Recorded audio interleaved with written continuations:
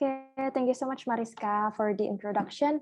Halo semuanya, welcome to Study Talk Class. Hari ini kita akan mempelajari tentang psikiatri mengenai skizofrenia dan mood disorders. Sebelumnya perkenalkan, namaku Jacqueline Tasya, aku Fakultas Kedokteran Angkatan 2015. Oke, tanpa berlama-lama lagi, kita langsung mulai aja ke materinya. Sebelumnya kita akan mempelajari tentang konsep dari gangguan jiwa terlebih dahulu ya, agar kita lebih mengenal apa sih di stase psikiatri hal-hal yang penting, dan apa intinya dari stase psikiatri. Oke, jadi konsep dari gangguan jiwa. Jadi konsep dari gangguan jiwa adalah adanya gejala klinis yang bermakna, baik dia itu dalam pola perilaku maupun pada pola psikologik. Yang kedua adalah gejala klinis tersebut menimbulkan penderitaan atau distres, antara lain bisa dapat berupa rasa nyeri yang dirasakan oleh pasien, atau rasa tidak nyaman, atau rasa tidak tentram, rasa terganggu, ataupun disfungsi organ tubuh. Atau poin ketiga adalah gejala klinis ini menimbulkan disabilitas atau disability dalam aktivitas kehidupan sehari-hari. Nah, biasanya ini diperlukan perawatan diri atau pasien ini tidak dapat merawat dirinya sendiri, jadi harus ada orang yang caregiver atau orang yang merawat dia untuk kelangsungan hidupnya dalam hal-hal aktivitas biasa yang seharusnya orang biasa tuh bisa lakukan, seperti mandi, memakai baju, makan, dan menjaga kebersihan sendiri. Nah, kalau kita rangkum ini semua, konsep dari gangguan jiwa itu mnemoniknya adalah P3K atau perilaku, psikologi, perasaan, dan juga kesadaran dari pasien itu yang terganggu. Oke? Next, kalau kita berbicara tentang stase psikiatri, atau kalian sudah melewati stase psikiatri ini pasti tahu dong kalau psikiatri itu ada hierarki diagnosis. Apa sih hierarki diagnosis itu? Hierarki diagnosis di psikiatri itu ada 10 tingkatan dan namanya juga hierarki atau ada kedudukannya ya. Level 1 ini dia itu adalah yang memiliki kedudukan paling tinggi yaitu si F0 dan juga F1.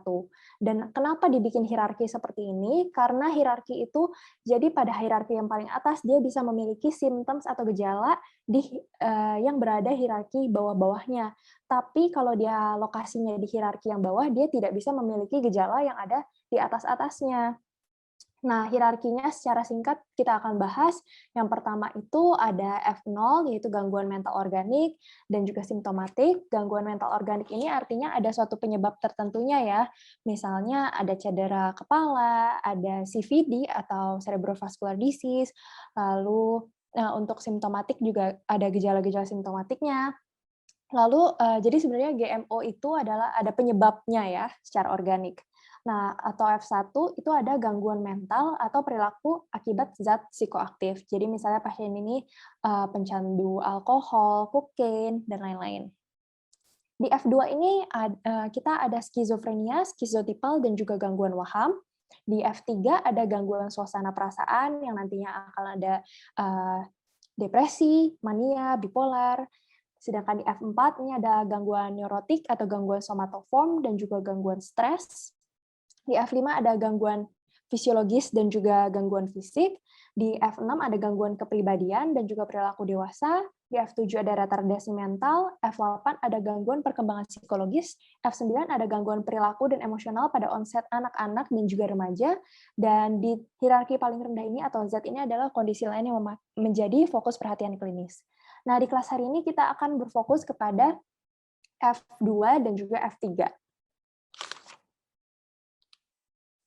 Nah, ini ada diagnosis multiaksial yang mungkin sering kali dipakai di stase psikiatri. Jadi, terdapat 5 aksis, dan kalau kita disuruh tulis, silakan tulis pasien ini aksis 1 sampai 5-nya apa. Nah, ini dia caranya. Aksis pertama itu adalah gangguan klinis atau kondisi yang menjadi fokus perhatian klinis pasien tersebut. Itu bisa dari F00 sampai F99. Aksis kedua itu ada nggak pasien ini gangguan kepribadian dan juga retardasi mental. Aksis ketiga itu kondisi medik umum. Jadi misalnya pasien ini ternyata selain punya gangguan kejiwaan, dia juga punya diabetes mellitus atau hipertensi. Nah, itu ditulisnya di aksis 3. Aksis keempat ini adalah masalah psikososial dan juga lingkungan.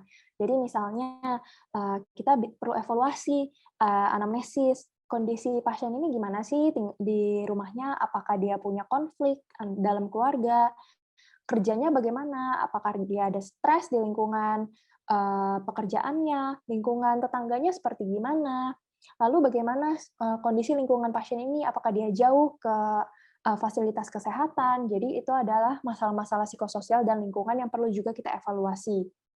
Dan yang terakhir, aksis 5 adalah fungsi penilaian secara global. Dan di sini kita memakai Global Assessment of Function atau GAF-SCAL ya. Oke, selanjutnya kita langsung masuk aja ke F kedua, yaitu skizofrenia. Nah, kalau kita di stase psikiatri, kita memakai buku DSM dan juga memakai PPDGJ ya, dan isinya itu pedoman diagnostik. Jadi di sini di slide hari ini bakal banyak pedoman-pedoman diagnostik. Tapi nantinya ke depan aku juga bakal nge-highlight apa aja poin-poin penting supaya kalian tidak perlu menghafalkan satu persatu poinnya, tapi kita melihat apa ciri-ciri khasnya dari tiap-tiap masing-masing penyakit. Nah, yang pertama kita akan membahas tentang skizofrenia. Nah, di sini ada kriteria mayornya, yaitu kita sebut sebagai A, dan kriteria minornya yang kita sebut sebagai B. Di A itu, pasien ini memiliki yang pertama, thought echo, bisa broadcast, bisa withdrawal, atau insertion. Apa maksudnya thought itu? Thought itu kan pikiran ya. Jadi pasien ini merasa yang pertama, mungkin pikirannya ini bergema atau echo. Atau broadcast, artinya pasien ini merasa pikirannya itu seperti disiarkan. Jadi pasien ini mungkin bilang, oh di TV tadi dia tuh menyiarkan apa yang ada di isi pikiran aku. Atau di radio tadi dia ngomongin tentang apa yang aku pikirin. Yang ketiga ada withdrawal. Withdrawal artinya pikirannya seakan-akan diambil oleh orang lain atau diambil oleh sesuatu yang di luar daripada tubuh dia. Lalu ada juga insertion. Jadi misalnya, oh, ini tuh bukan pikiran aku sendiri, ada sesuatu atau ada orang lain yang memasuki atau menyisipi pikiran-pikiran ini ke otak aku. Itu artinya thought, ada masalah di gangguan pikirannya. Yang kedua adalah delusion. Ini bisa kontrol, artinya dia merasa seperti, oh ada sesuatu yang mengontrol aku, atau ada seseorang yang mengontrol aku. Lalu bisa juga influence, artinya pasien ini merasa dia tuh sebenarnya sedang dipengaruhi oleh sesuatu atau seseorang. Atau passivity, pasien ini malah merasa, oh dia tidak bisa melakukan sesuatu, kayak pasrah jadinya terhadap ada sesuatu kekuatan yang dari luar. Atau perception, jadi dia memiliki persepsi yang tidak wajar. Yang poin ketiga itu ada auditory hallucination, itu bisa commenting, jadi pasien ini merasa ada orang-orang yang berkomentar tentang dirinya, atau ada discussion, ada sekelompok orang yang berdiskusi selalu tentang dirinya, atau body parts. Body parts ini artinya ada anggota tubuh yang bisa berbicara terhadap dia atau ngomongin tentang dia, atau dia bilang, iya tangan aku tuh suka ngomong begini loh ke aku. Itu termasuk dalam auditory hallucination. Poin ketiga, waham menetap. Apa sih waham itu? Waham itu mirip sama dengan delusi ya. Dia itu adalah suatu pemikiran yang tidak bisa dipatahkan, kepercayaan yang tidak bisa dipatahkan, walaupun kita sudah menunjukkan kepada dia fakta-faktanya, tapi dia tetap tidak bisa menerima fakta-fakta tersebut. Nah, kepercayaan ini itu tidak sesuai dengan budaya sekitar atau kepercayaan sekitar, orang-orang sekitar. Karena kita tahu ya, tiap budaya atau tiap kepercayaan, abis agama, itu pasti punya kepercayaannya masing-masing. Nah, kalau pada orang dengan skizofrenia, walaupun budayanya mungkin memiliki kepercayaan ini, nah dia tuh punya kepercayaan yang berbeda sendiri. Jadi tidak dia bisa berpikiran seperti itu bukan karena budaya sekitar, tapi karena memang dia sendiri yang berpikir seperti itu. Nah, waham menetapnya bisa juga seperti dia percaya dia memiliki kemampuan mengendalikan manusia, memiliki kemampuan mengendalikan cuaca, berkomunikasi dengan makhluk asing atau alien, itu termasuk dalam waham. Selanjutnya kita masuk ke yang poin atau part kedua, itu ada halusinasi dari panca indera lainnya, ada gangguan proses arus pikir, atau mungkin kalau dia ngomong nih pikirannya antara loncat-loncat atau nggak nyambung. Lalu ada gangguan psikomotor, artinya gerakan-gerakan yang aneh, atau ada gejala negatif. Gejala negatif itu nanti kita akan bahas di slide berikutnya. Lalu di terakhir adalah perubahan yang bermakna pada pasien ini. Nah, untuk rumusnya dari yang tadi kita sudah hafalin, itu minimal ada 1 poin dari yang A, 1 poin, atau 2 poin dari yang kriteria B, selama minimal 1 bulan. Nah, gejalanya itu pada orang skizofrenia ada yang kita sebut sebagai gejala positif dan juga gejala negatif. Gejala positif itu ada delusi, halusinasi, ada disorganized speech, sedangkan gejala negatif itu artinya yang negatif lah ya, maksudnya yang lebih ke pasiennya diem aja, menarik diri, afeknya datar, tidak menunjukkan emosinya, ngomongnya jadi semakin dikit, lalu tidak ada inisiatif. Itu adalah perbedaan gejala positif dan gejala negatif.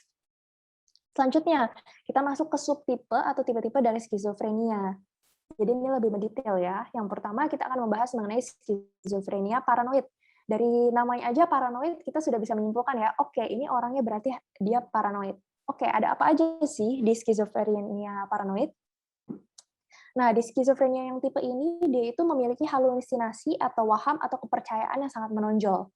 Jadi dia bisa merasa misalnya ada orang yang nyuruh-nyuruh dia, atau ada orang yang ngata-ngatain dia, insulting, atau orang yang commenting, yang mengomentari dia, atau orang yang berargumentasi tentang dia, atau dia berargumentasi dengan seseorang.